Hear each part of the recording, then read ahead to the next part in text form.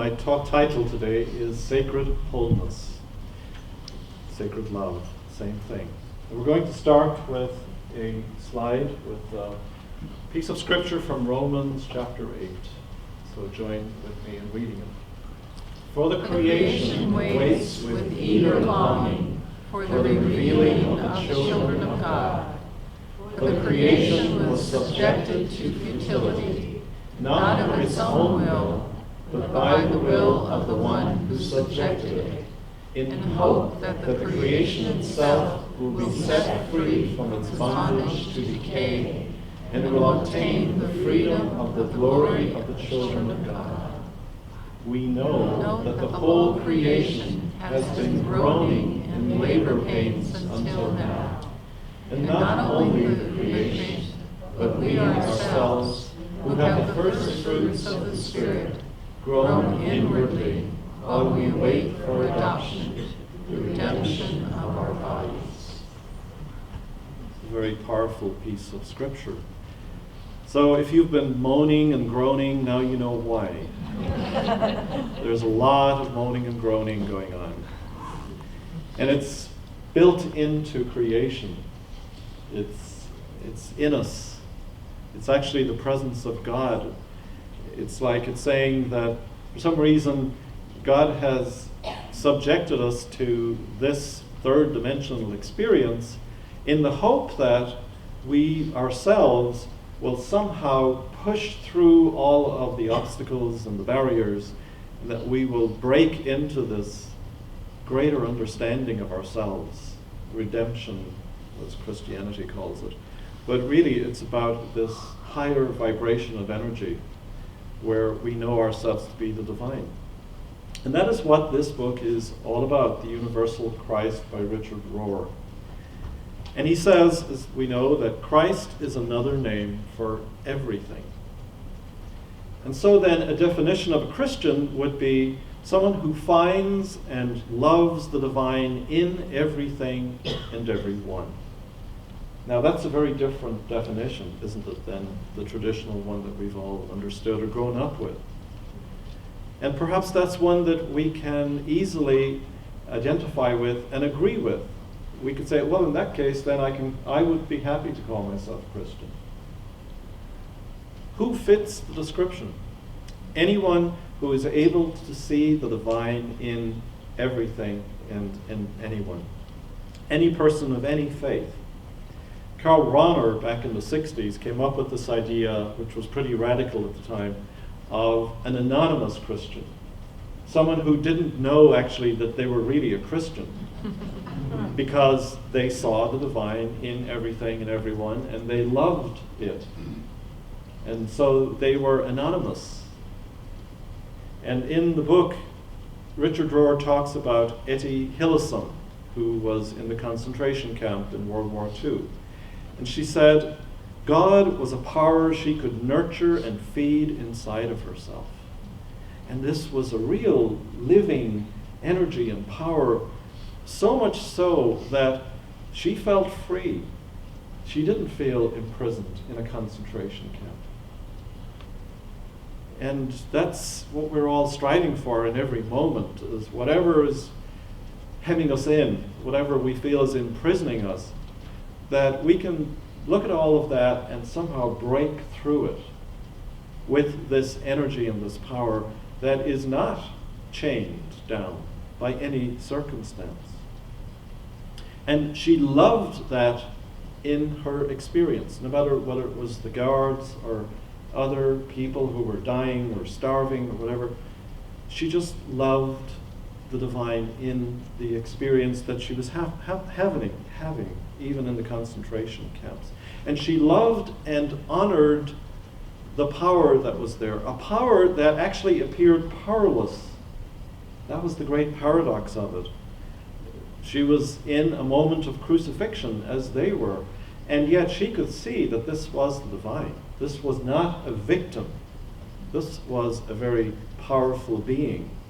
And that life was still good in that moment. And that's how she approached every day.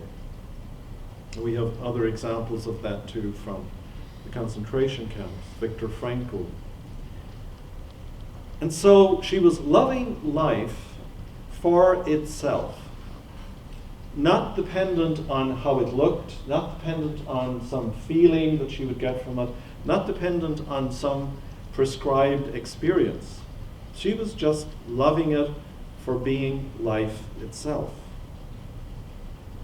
And finding harmony then, not based on any circumstances or conditions, but simply on being connected with this life force that she felt in herself and felt all around her and in others. And so this has been described as holding opposites together, having the ability to do that. You know, we have the freedom in those moments to feel a victim, or we have the ability to feel powerful. That I can approach this experience and it doesn't have to have a negative impact on me. I can blame somebody in this experience, or I can blame nobody. It's a balancing out of our experience. It's a non-dual way of looking at everything. And it is the cutting edge of human consciousness and always has been.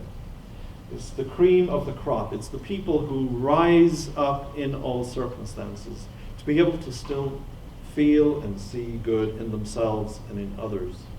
And it comes from some moaning or groaning, some voice that is trying to express in us. It says, don't accept this situation from a human perspective. There's a deeper, greater way to see this and to be in it. And it's a voice that calls to us to see all things as the divine and to see all people as the divine. To see people so that they can be true to themselves. Even if they can't, we are going to be true to them as to who they really are. And it seems that in life that there are two drivers that we have to deal with. One is love. So it's easy when we see a newborn baby, or when you have a baby or a grandchild or a pet, and you just fall in love with it. And that's the easy bit, where you can see the divine. And then the other is the more challenging one, where it's a suffering or it's a painful experience, where people are not behaving very well. And yet we're challenged, aren't we, to still see the divine in them. And so God isn't clearing obstacles out of our way so that we have this very soft, easy experience. I think when we all start out on the spiritual path, we have this idea that I'm going to have a relationship with God and He's just going to make it smooth. She's going to get rid of all the obstacles and it's just going to be a lovely ride all the way into heaven. And then we discover that it doesn't work that way. That no, some of the things are very challenging and quite painful.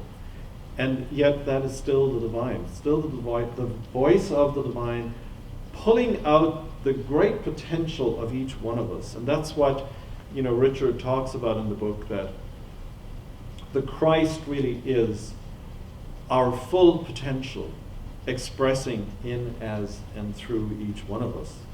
And so what we're really involved in then is a process of transformation. We're undergoing a transformation, always, in every moment. We're aware of some of the big ones, like when you go through puberty, it's pretty obvious you're going through a big change. When you are going through a physical dying process, that's pretty obvious. But in every single moment, we are undergoing a transformation process, and we're doing it right now, right here this morning. As you listened to Kelly singing beautifully those words, and as you joined in singing, you are allowing the energy of those words to sink deeper into you, to get into the very cells of your body and to heal some of the conditioning and some of the pain that may be stored there. And Carl Jung, the great psychiatrist, said that he called that impulse that's within us as whole making. that there is a God archetype in each person, and that it is really pulling and dragging and moaning and groaning and encouraging us to become whole, to see ourselves as whole, and to continue then to express ourselves as whole in any and all circumstances, even in the ones that don't appear whole. And so it's not about this moral journey, and it's not about moralizing ourselves and beating ourselves up and pulling ourselves up by our bootstraps or doing that to others.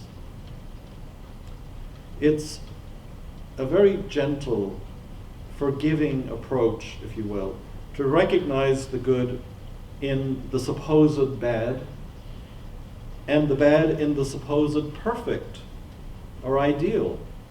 Because so often our concept of what's perfect and our ideals actually lead us into a very negative way of dealing with ourselves and with others. So we're called to this compassionate approach to life and a perspective that's compassionate. And so then we have to ask ourselves, are we listening to that voice? What does that voice sound like in our heads? We meditated a little bit a while ago there. We went off out into this expanded consciousness. It's possible to have an experience of this expansion of consciousness, that this being that we are. We can feel into that, we can know it. And also then in the gut, there's intuitive knowing. The voice, my gut told me. And if you follow your gut, then you'll discover that that was the right way to go. And at the same time as we do that, we can still doubt it, can't we? We can say, I don't know about that feeling. Or I had this thought, but that was just me thinking this. And yet we know that God speaks to us through our own thoughts. How else is God going to speak to us? It's not going to be a voice from the sky saying, Jerry, do this. But it's going to come to me as, it seems to me that might be a good thing to do. So why don't we do it? And in a sense, then, we are being called to be very generous towards our own minds and towards our own thoughts. And I remember Matt Kahn saying something once. He said, the day that you start treating your mind as the divine mind, it will start acting as the divine mind. And I thought, well, of course. If I'm holding a negative energy towards it, thinking, this is this bad mind that keeps giving me bad thoughts and leading me astray, thoughts held in mind will produce after their kind. So that's how I'm going to feel about it all and experience it. On the other hand, if I start thinking my mind in itself is essentially divine, then it will start really producing divine thoughts for me. And those other thoughts will begin to just simply disappear. And so in the book, Richard Rohr says, he's quoting Jung, "My pilgrim's progress has been to climb down 1,000 ladders until I could finally reach out a hand of friendship to the little clod of earth that I am." Jung, a supposed unbeliever, knew that any authentic God experience takes a lot of humility and a lot of honesty. The proud cannot know God because God is not proud, but infinitely humble. Remember, only like knows like. It takes one to know one. A combination of humility and patient seeking is the best spiritual practice of all. So that's Jung telling us that, in a sense, we have to be humble towards ourselves and appreciate our own greatness in our smallness. Like the more we go into the micro of ourselves, but can appreciate it and love it and be with it and not judging it, we expand in doing that. And the more we do that with the planet and with all of the beings that are around us, again, the more of a spiritual presence we are on the planet. the more in unity we are. And so we're invited then to plumb the depths of ourselves, of our experience, and of this whole 3D experience. And to experience in it the eternal, that which is infinite, that which is expansive and loving and kind and compassionate. But it requires a gentleness coming from within ourselves to approach it so that we can begin to see how beautiful it is. Whether it's a little puppy that we can play with, how gentle that can be, and how connecting it can be. You know, I said at the beginning that Zeke, our dog, got sick because he's such an empathic little being that he picked up on Dennis's anxiety. And Dennis is pretty good about not being anxious, but he said on Wednesday, I'm really anxious. And the dog gets sick. You know, we're all connected. We're in this ecosystem. We are our own ecosystem, of course, to begin with, inside of ourselves, but we're also an ecosystem that's out here. And here we are this morning. You know, we gather every Sunday, but we gather a little differently with different cells present. But we are all connected. All of the people who are not here with us physically this morning in unity are still being influenced by what we're doing here this morning. Our energy is reaching out to them in prayer and in love and in thoughts. And we, of course, we focus on that when we pray for people. But it's bigger than that. It's this connection of oneness and of unity that we share with all living beings. And we're sharing it in this morphic field.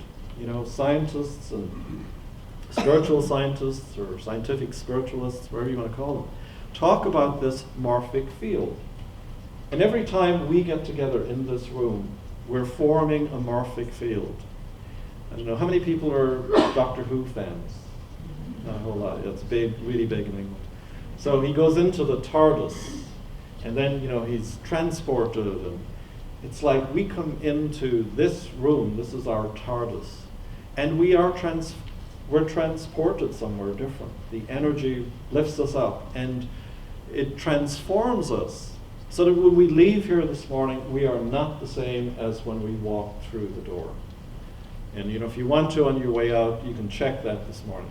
Say, what's different about me? My cells are vibrating differently. They're aligned differently. I'm not the same person because I have been in this transformative field with these other people. And that's the voice of God. That's the energy of God moaning and groaning and saying, yes, keep going. Help other people. Be a chaplain. Pray with them. Be present with them. All of these ways are open to us to be a morphic field in the presence of others so that we can transform them just in our presence. And a couple of Sundays ago, I was going to talk about the Christ and the difficulty that we all have with that, because when we say the Christ and we say He, it's very easy to slip back into that thing of, oh, we're talking about Jesus.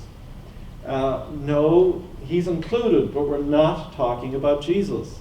So I was going to say, and I kind of was cutting pieces of my talk, that maybe it helps to use the word it in relation to the Christ. To not say He, because that sort of makes it too concrete, and then we have those associations with Jesus. But to talk about Christ as it, an it, a great it, this being, this spirit, this presence that is speaking to us and in as all of us.